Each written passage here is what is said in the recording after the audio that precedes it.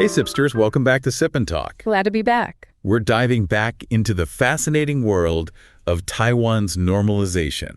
Round 2. You ready? Always. I snagged some boba just to set the mood. Oh, nice. So last time we waded into the whole one China principle. Right. You know, how China insists there's only one China, even though, well, there are clearly two entities using the name. Yeah, that was our cliffhanger, wasn't it? It was. It sets up this puzzle for Taiwan. Yeah. How do they achieve normalization as a nation when they can't claim to represent all of China? Right. And retaking the mainland is pretty much off the table. Yeah, talk about an awkward situation. For sure. It's like showing up to a party wearing the same outfit as someone else. Oh, yeah. But times a million. Yeah. So what do we even begin to unpack this? Well, a good starting point is looking at how this one China idea plays out in practice. Okay. Because it's not just about words. Right. It has real consequences for Taiwan on the global stage. Okay, so let's talk about those consequences. Sure. What kind of obstacles does Taiwan face because of this one China pressure? Well, one of the biggest hurdles is the confusion caused by the names. Okay. You've got the PRC, the People's Republic of China, and the ROC, the Republic of China, Right. both using China in their names. It's a recipe for mix-ups. Ugh, yeah, tell me about it. Oh, yeah. I remember trying to book a flight to Taipei a while back, and the website kept autofilling China as the destination. I was like, no. Taipei, Taiwan, different place. It took forever to sort it out. I bet. And it's not just frustrating for travelers. Right. It creates real diplomatic headaches for Taiwan. Yeah. Think about international organizations, like official documents, even just news coverage. Yeah. The potential for confusion is huge. It is. And I bet that confusion plays right into the PRC's hands, right? Do you think so? Like, if people can't even tell the difference between Taiwan and mainland China, Yeah. it's easier to just lump them together under the one China umbrella. Absolutely. You hit the nail on the head. I did. That's why the U.S. increasingly using Taiwan instead of ROC is so interesting. Really? It's a subtle shift, but it speaks volumes. It's like, even if they're not ready to formally recognize Taiwan's independence, Yeah. they're at least acknowledging the reality on the ground. Right. Like, hey, let's call a spade, and maybe avoid some awkward situations in the process. Exactly. Yeah. It's about clarity and accuracy. Yeah. And for Taiwan, that recognition, even if it's just in name, is a small victory in the quest for normalization. Speaking of names, Yeah. I read that even the Taiwanese government is trying to emphasize Taiwan more these days. They are. Like, on official websites and documents, what's the strategy there? It's all about branding, really. Oh, really? They're trying to create a distinct image for Taiwan. Okay. Separate from the whole China baggage. I see. It's like building a brand identity for a nation. Makes sense. Yeah. Like if you think of Apple, you think sleek design, innovative tech, right? Sure. Taiwan wants to be known for its own unique qualities. Right. Democracy, technology, delicious food, boba. Of course, Bo. And the more they can highlight those distinct qualities, the harder it becomes for the PRC to claim them as just another part of China. Absolutely. It's about carving out their own space on the world stage. It is. It's like that old saying, a rose by any other name would smell as sweet. Right. But in this case, the name matters a lot. It does. Because it's about identity, recognition, Oh, yeah. and ultimately, Taiwan's ability to navigate the complexities of international relations. Well said. Okay. And it brings us to a fascinating paradox. Okay. Because even though the PRC is so insistent on this one China idea, their actions sometimes seem to have the opposite effect. Okay, now I'm intrigued. Yeah. Tell me more about this paradox. Okay. How is China accidentally boosting Taiwan's profile? Well, I'll think about it this way. Every time the PRC throws a tantrum over some perceived slight to their one China principle, it just draws more attention to the fact that Taiwan is a separate entity. Ooh, I see what you mean. It's like, don't look over there. And everyone immediately looks over there. Exactly. Take the Lithuania situation. Oh, yeah. They allowed Taiwan to open a representative office under the name Taiwan. Right. And the PRC went ballistic. They recalled their ambassador, Wow. downgraded diplomatic relations, and slapped on trade restrictions. Yeah, this is a whole thing. And honestly, wouldn't it have been less of a big deal if they had just, taking a chill pill, their reaction kind of turned it into a global headline. Right. It made Lithuania look like this brave little country standing up to a bully, and it gave Taiwan a ton of positive press. It's like they inadvertently turned Lithuania into a poster child for supporting Taiwan. And it's not just Lithuania. Yeah. Anytime a country tries to strengthen ties with Taiwan, even in small ways, the PRC comes out swinging. Yeah. It's like they're afraid of even the slightest crack in their one China facade. It's like they're trying to hide silver only to mark the spot, as that Chinese proverb goes. Right, yeah. The more aggressively they try to enforce this idea of one China, the more they highlight the fact that Taiwan is clearly distinct. So it's kind of a self-defeating strategy. Like, they're so worried about Taiwan's independence that they're accidentally promoting it. It's certainly a fascinating dynamic, and it makes you wonder if there's a better approach both for the PRC and for Taiwan. I mean, is there a way to navigate the situation without all the drama and tension? Yeah, that's the million-dollar question, isn't it? Because at the end of the day, Taiwan is a thriving democracy with its own unique culture and identity. It's not going to just disappear because the PRC wants it to. Absolutely. And that brings us to the heart of the issue. Taiwan's quest for normalization. What does that even look like, given all these constraints? What are the possible paths forward? Okay, let's break down those paths. What are the options on the table for Taiwan? Well, one option is the formal path. Okay. The most direct route. This would involve constitutionally changing the ROC's name to Taiwan Republic. Okay. A clear declaration of independence. Whoa. It's a bold move. Yeah. But probably not very likely, right? Right. It's a long shot for a few reasons. I see. First, it would require navigating some tricky legislative hurdles within Taiwan itself. Yeah. And second, it would almost certainly trigger a major backlash from the PRC. We're talking potential military action, economic sanctions, the whole 9 yards. Yeah, that doesn't sound like a recipe for stability. Yeah. So what else is there? Another option is the gradual path. Okay. This involves continuing to build international participation as Taiwan, strengthening unofficial ties with other countries, and deepening economic independence. So more of a subtle, under-the-radar approach. Exactly. It's about leveraging Taiwan's strengths, like its tech industry, and democratic values to gain recognition and support without directly challenging the one China principle. It's like playing the long game, building relationships and showcasing their awesomeness to the world. Kind of like how Taiwan's bubble tea has taken over the planet one delicious sip at a time. I love that analogy. Yeah. And, you know, there's already a precedent for this kind of strategy. Really? Think about Taiwan's role in the global semiconductor industry. They're home to TSMC, the world's leading chip manufacturer. This gives them a ton of leverage. Wow. Even with countries that officially adhere to the one China policy. Right. It's like even if those countries can't openly support Taiwan's independence, they're still reliant on Taiwanese tech.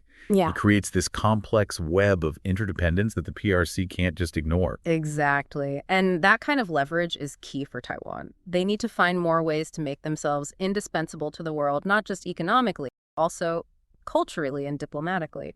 So it's about building those connections, becoming too valuable to ignore.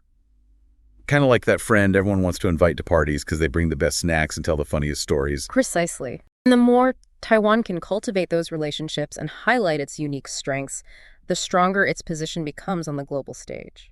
Okay, so we've got the formal path, which is high risk, high reward, and the gradual path, which is more about playing the long game and building alliances. Right. Are there any other options? There's one more path that's worth considering, and it's actually the one that seems to have the most support within Taiwan right now. Oh, really? It's the idea of maintaining the status quo, Okay. but with a shift in focus toward a stronger Taiwanese identity. So the name Republic of China might stay, but domestically it's all about being Taiwanese. Exactly. It's about fostering a sense of national identity that's separate from the whole China debate. Okay. It's about celebrating Taiwanese culture, language, and history, and building a sense of pride in being Taiwanese regardless of what's happening on the political front. It's like, hey, we're awesome just the way we are, and we don't need anyone else's approval to validate our existence. Exactly. Oh. And that kind of self-assuredness can be incredibly powerful. Okay, so we've got 3 potential paths. The formal declaration of independence, the gradual building of international support, and the focus on cultivating a strong Taiwanese identity while maintaining the status quo. But let's be real, none of these options are without their challenges. You're absolutely right. Each path comes with its own set of risks and obstacles. Yeah. And navigating those complexities requires a deep understanding of the internal dynamics within Taiwan itself. Right, because it's not just about what the PRC wants or what the international community thinks. It's about what the Taiwanese people themselves want for their future. Exactly. And within Taiwan, there's a whole spectrum of opinions on the issue of independence versus unification. You've got some people who favor eventual unification with China. Right. Some who want complete independence. Right. And a whole lot of people who fall somewhere in between. Okay, let's dive into those different perspectives. Who are the main players in this internal debate? Well, you've got political parties that represent those different viewpoints. Okay. For example, the Kuomintang, or KMT, has historically favored closer ties with China, even eventual unification. Right. I remember reading about them. They were actually the ruling party in Taiwan for decades before the Democratic Progressive Party. Right. The DPP came to power. Exactly. And the DPP, in contrast to the KMT, leans more toward the pro-independent side of the spectrum. I see. They emphasize Taiwan's distinct identity and advocate for greater international recognition. So you've got these two major parties, the KMT leaning toward unification, and the DPP advocating for independence. But what about the folks in the middle? Where do they stand on all of this? Well, a lot of people in Taiwan just want stability and peace. Okay. They don't want to see their lives disrupted by political turmoil or military conflict. Yeah. They value the democratic freedoms they currently enjoy, and they're wary of any moves that might jeopardize that. So for them, it's less about ideology and more about pragmatism. Yeah. Like, let's just focus on what works and keep things running smoothly. Exactly. They see the status quo, even with all its complexities, as the safest and most stable option. So it's a delicate balancing act for any Taiwanese leader, right? Trying to represent the interests of a diverse population while navigating the pressure from the PRC and the uncertainty of the international community. Absolutely. And that's what makes Taiwan's story so fascinating. It's a microcosm of all these global tensions and challenges all playing out on this small island with a huge heart and an even bigger sense of purpose. Okay, so we've talked about the different paths Taiwan could take. Right. And the internal opinions about those paths. Yeah. But there's another piece of the puzzle we need to consider, the international community. For sure. Because Taiwan doesn't exist in a vacuum. Right. Their quest for normalization is heavily influenced by how other countries view the situation. Yeah, it's like a giant game of Risk. Totally. Where everyone's trying to secure their alliances and protect their interests. Exactly. And in this game, the PRC is a major player. Yeah. They wield a lot of economic and political clout. For sure. And they're not afraid to use it to pressure countries into towing the line on the one China policy. Right. It's like that saying, don't poke the bear. Yeah. But in this case, it's don't poke the dragon. No one wants to get on China's bad side. I see what you mean. Especially if it means jeopardizing trade deals or diplomatic relations. It's a tough spot for a lot of countries. Yeah. They want to support Taiwan's democracy and autonomy. Right. But they're also worried about the potential consequences of angering the PRC. So it's a delicate balancing act for everyone involved. It really is. But amidst all this geopolitical maneuvering, are there any signs of hope for Taiwan? Are there any countries willing to buck the trend and stand up for their interests? Well, as we mentioned earlier, the U.S., Japan, and Australia have all shown a willingness to support Taiwan, even if it's through unofficial channels. Okay. Like those arms sales to Taiwan or the U.S. sending delegations there. It's a way of saying, hey, we see you, we support you, without directly challenging the one China policy. Right. It's like sending a care package with a wink and a nod. We're here for you, buddy, but let's not make a big fuss about it, okay? Yeah, exactly. And those gestures of support are hugely important for Taiwan. I agree. It shows them that they're not completely isolated on the world stage. Absolutely. It's like knowing you've got a friend in your corner, even if they can't always be there out in the open. Exactly. And beyond those key allies, there's also a growing recognition within the international community that Taiwan is a valuable partner. They are. They've got a thriving economy. They're a leader in technology. Yes. And they've got a solid track record on human rights and democracy. That's right. It's like the world is waking up to the fact that Taiwan is a force to be reckoned with. They are. And the more Taiwan can highlight those strengths and build relationships based on mutual respect and cooperation, the stronger their position will become. So even though the PRC is throwing its weight around, there's still room for optimism. It's like those wildflowers that manage to sprout up through cracks in the pavement. Oh, I like that. Taiwan's finding ways to bloom despite the challenges. It's a testament to their resilience and determination. Yeah. And speaking of resilience, let's circle back to something we touched on earlier. Okay. The importance of names and narratives. Right, because words matter. They do. Yeah. Especially when you're trying to carve out a space for yourself on the world stage. Exactly. Remember how we talked about the confusion caused by both the PRC and the ROC using China in their names? I do. It's a constant headache for Taiwan. Yeah, it's like trying to stand out in a crowd when you're wearing the same outfit as everyone else. Yeah.